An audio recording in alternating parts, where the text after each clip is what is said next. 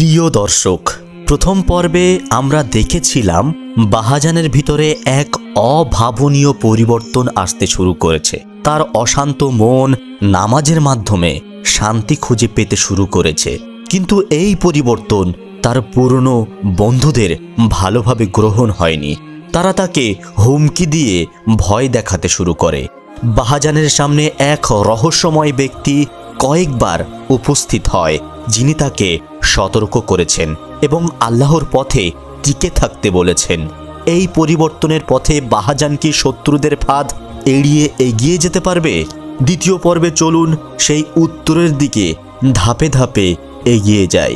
তো চলুন শুরু করা যাক দ্বিতীয় পর্ব। পরের দিন ফজরের নামাজের পর মসজিদের দরজার সামনে কয়েকজন মুসল্লি ফিসফিস করে কথা বলছে। একজন মুসল্লি আশ্চর্য হয়ে বলে উঠল, বাহাজান এত বছর অন্যায় করল, এখন কি সত্যি বদলে গেছে নাকি বদলানোর ভান করছে? তার পাশে থেকে আর একজন মুসল্লি বলে উঠল, শুনেছি সে একসময় ডাকাতি করত, এমন লোক কি কখনো ভালো হতে পারে নাকি?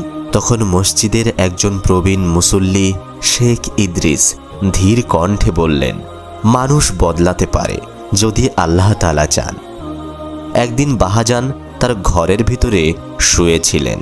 এমন সময় হঠাৎ করেই দরজায় ধাক্কা।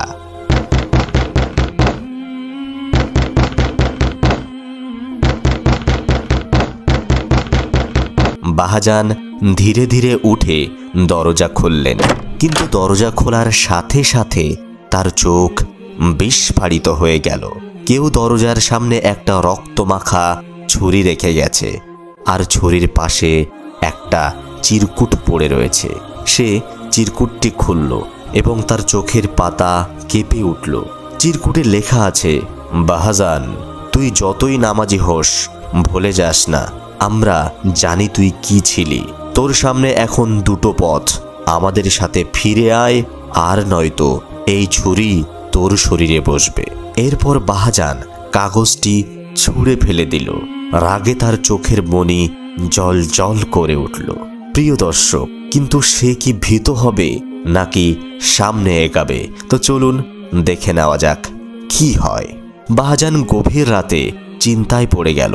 হঠাৎ এক বিস্ময়কর ঘটনা ঘটল। ঘরের কোণে রাখা কোরআনের পাতা বাতাসে উল্টে যেতে লাগলো।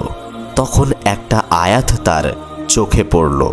আয়াতটি হলো, আর যারা আমার পথে সংগ্রাম করে আমি অবশ্যই তাদের জন্য আমার পথ খুলে দেব। নিশ্চয়ই আল্লাহ সৎ কর্মশীলদের সঙ্গে আছেন। সূরা আল আনকাবুত আয়াত 69। এই আয়াতটি দেখার পর তার পুরো শরীরে শিহরণ বয়ে গেল। সে ভাবতে লাগলো, এটা কি তার জন্যই ইঙ্গিত? বাহাজান বুঝতে পারল সে আর পিছনে ফিরে যেতে পারবে না। এখন সে সত্যের পথে দাঁড়িয়ে গেছে এবং তাকে একা লড়তে হবে। প্রিয় দর্শক, এখন কি করবে বাহাজান? বাহাজান কি তার শত্রুদের মোকাবেলা করতে পারবে, নাকি সে আবারও পুরনো পাপের জীবনে ফিরে যাবে? হারিস ও সাবিত তাকে কি সত্যি সত্যি শেষ করে দিবে, নাকি তার জন্য আরো বড় কোনো রহস্য অপেক্ষা করছে?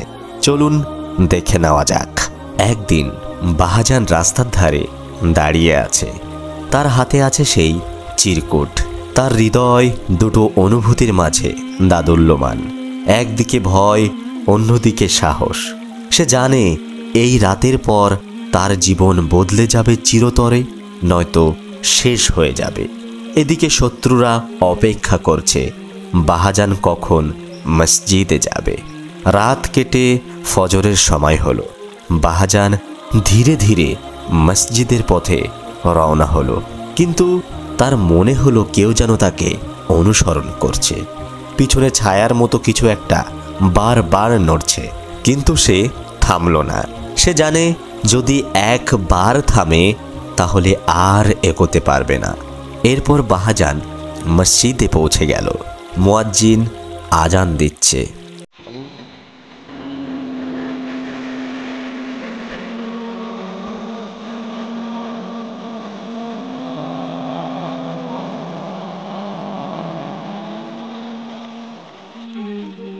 তার কণ্ঠে ছিল এক প্রশান্তি, যা আল্লাহর স্মরণের মিষ্টতা। বাহাজান দাঁড়িয়ে রইল, তার হৃদয় কেঁপে উঠল। এ যেন তার অন্তরের গোপন কষ্টের প্রতিবিম্ব। প্রিয় দর্শক, এদিকে ইমামের অনুপস্থিতি। বাহাজান কি সত্যি ইমাম হবে? আজ ইমাম সাহেব অসুস্থ, তাই তিনি আসেননি। মুসল্লিরা একে অপরের দিকে তাকিয়ে রইল। কেউ একজন হঠাৎ করে বলে উঠল, বাহাজান, তুমি নামাজ পড়িয়ে দাও। বাহাজান বিস্ময়ে জমে গেল। সে কি সত্যি এত বড় দায়িত্ব নিতে পারবে? তার ভিতরে এরকম ভয় কাজ করছিল। সে তো আগে কখনো মসজিদের ইমামতি করেনি। তার কণ্ঠ শুকিয়ে এলো, হাত পা কাঁপতে লাগলো। কিন্তু তখনই তার মনে হলো যেন কোনো শক্তি তার অন্তরে সাহস জোগাচ্ছে। সে ধীরে ধীরে কিবলার দিকে এগিয়ে গেল। সে তাকবীর দিয়ে নামাজ শুরু করলো, আল্লাহু আকবার। কিন্তু প্রথম রাকাতে সূরা ফাতিহা পড়তে গিয়ে তার কণ্ঠ কেঁপে উঠল। তার কণ্ঠ আটকে গেল, তার কপাল ঘামে ভিজে গেল। মুসল্লিরা বিস্মিত হয়ে তার দিকে তাকিয়ে থাকলো। এমন ভয়, এমন কাঁপুনি কেন? কেউ একজন ফিসফিস করে বলল, বাহাজান ভুল করছে। বাহাজান বুঝতে পারল তার ভুল হচ্ছে। তার হৃদয়ের ভিতরে থেকে শয়তান যেন কানে কানে বলতে লাগলো, তুমি পারবে না, তুমি একজন পাপী, এই দায়িত্ব তোমার জন্য নয়। এই কুমন্ত্রণার কারণে সে বিচলিত হয়ে পড়ল। সে ভাবতে লাগলো সে কি সত্যিই পারবে না। তখনই হঠাৎ করে বাহাজান আল্লাহ তাআলার কথা স্মরণ করলেন। আল্লাহ যার হেদায়েত চান তাকে কেউ পথভ্রষ্ট করতে পারে না। সে একটা গভীর শ্বাস নিল।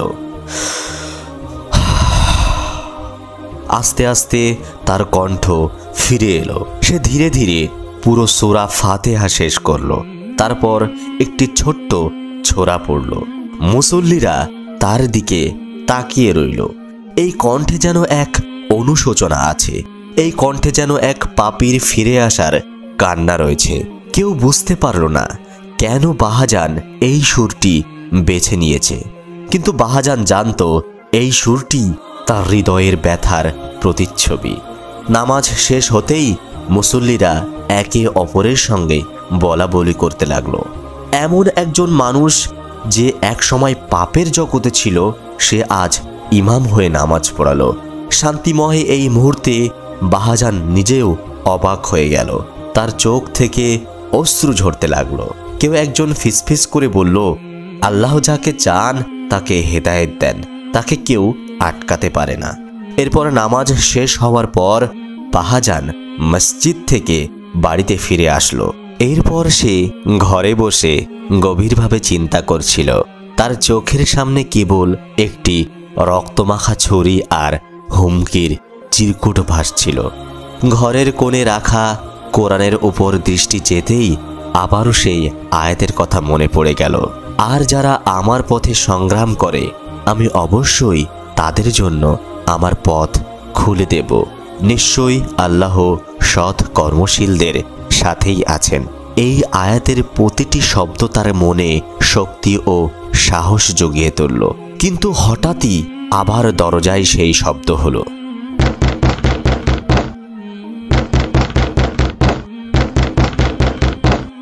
এবার শব্দ যেন আরো জোরালো, আরো ভয়ঙ্কর। বাহাজান দ্রুত দরজার দিকে এগিয়ে গেল। দরজা খুলে সে দেখল কেউই নেই, কিন্তু মেঝেতে একটি কালো চাদরে ঢাকা পুটলি রাখা আছে। পুটলির ভেতরে কি আছে তা জানার জন্য তার হাত কাঁপতে লাগলো। ধীরে ধীরে পুটলিটা খুলে ফেলল। সে দেখতে পেল ভিতরে একটা চিরকুট রয়েছে। এবার চিরকুটে লেখা আছে, তোর জন্য সময় ফুরিয়ে আসছে, রাত নামার আগেই আমাদের সাথে দেখা কর, আর না হলে আমরা যা করতে পারি তা তুই কল্পনাও করতে পারবি না। বাহাজান গভীর শ্বাস নিয়ে ভাবল, এরা কি আমাকে ভয় দেখিয়ে সত্যের পথ থেকে সরাতে চায়? কিন্তু আমি এখন দুর্বল নই। রাতের অপেক্ষা করতে করতে বাহাজান নিজের ঘরে ইবাদতে বসে পড়ল। ঠিক তখনই ঘরের ভেতরে বাতাসের স্রোত বইতে লাগলো। বাতাস এমনভাবে ঘুরছিল যেন কারোর উপস্থিতি আছে। বাহাজানের মন ভয়ে শিহরিত হলেও তার অন্তর বলছিল, আল্লাহ আমার সাথে আছেন। এই কথা ভাবতে ভাবতে হঠাৎ সেই রহস্যময় লোকটির আবির্ভাব হলো, যার মুখ অন্ধকারে ঢাকা, কিন্তু চোখ দুটো অদ্ভুতভাবে জ্বলজ্বল করছিল। লোকটি ধীর কণ্ঠে বলল, বাহাজান, তোমার সামনে দুটো পথ খোলা। সত্যের পথে থেকে সংগ্রাম করবে নাকি ভয় পেয়ে পিছনে ফিরবে? মনে রাখো, আল্লাহ যাকে সাহায্য করেন তাকে দুনিয়ার কেউ পরাজিত করতে পারে না। বাহাজান এই লোকটিকে আগেও দেখেছিল, কিন্তু তার পরিচয় জানত না। প্রিয় দর্শক, লোকটি কি তার বন্ধু নাকি শত্রু? এরপর লোকটি ধীরে ধীরে এগিয়ে এসে বলল, তুমি আজ রাতেই জানতে পারবে কে তোমার পেছনে আছে। তোমার উপর আল্লাহর পরীক্ষা শুরু হয়েছে, প্রস্তুত থাকো। লোকটি এক মুহূর্তের মধ্যে অদৃশ্য হয়ে গেল। বাহাজানের মনে হাজারটা প্রশ্ন ঘুরপাক খেতে লাগলো। রাত নামলো। বাহাজান মসজিদের পেছনের পুরনো বাগানে গেল। জায়গাটা অন্ধকার আর নিস্তব্ধ ছিল। হঠাৎ ঝোপের আড়াল থেকে দুইজন লোক বেরিয়ে এলো, হারিস ও সাবিত। তাদের মুখে হিংস্র হাসি। হারিস ছুরিটা তুলে ধরে বলল, আজ তোকে শেষ করব, আজ তোর শেষ দিন। বাহাজান শক্ত হয়ে দাঁড়ালো। তার মুখে ভয় নেই, বরং সাহসের ছাপ স্পষ্ট। তখন বাহাজান বলল, তোমরা আমাকে ভয় দেখিয়ে ফেরাতে পারবে না। আমার রক্ষক স্বয়ং আল্লাহ তাআলা।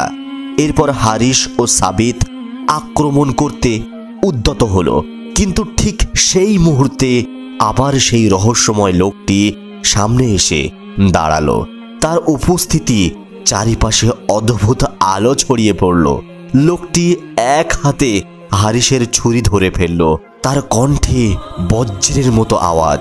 সে বলে উঠল, যে আল্লাহর পথে চলে তাকে স্পর্শ করার সাহস করিস না।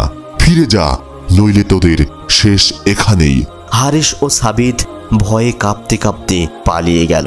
বাহাজান হাঁপাতে হাঁপাতে মাটিতে বসে পড়ল।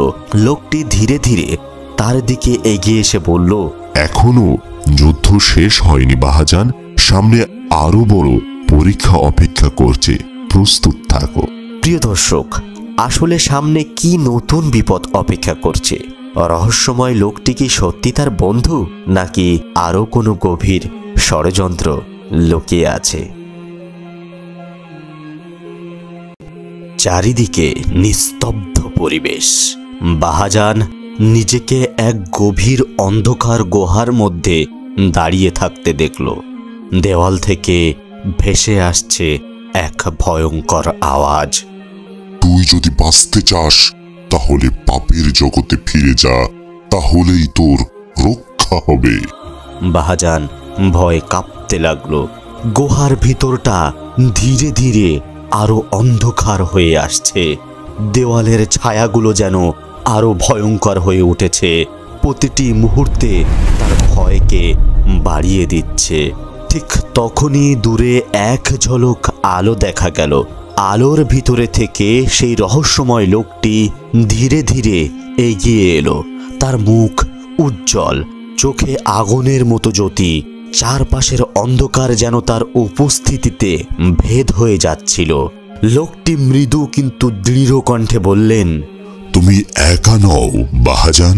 যদি আল্লাহর পথে স্থির থাকো, কেউ তোমাকে হারাতে পারবে না। মনে রাখো, তোমার জন্য সময় ফুরিয়ে যাচ্ছে না, বরং তোমার শত্রুদের জন্য সময় শেষ হয়ে আসছে।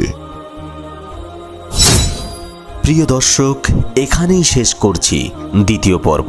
তবে গল্পের মোড় এখানেই থেমে নেই।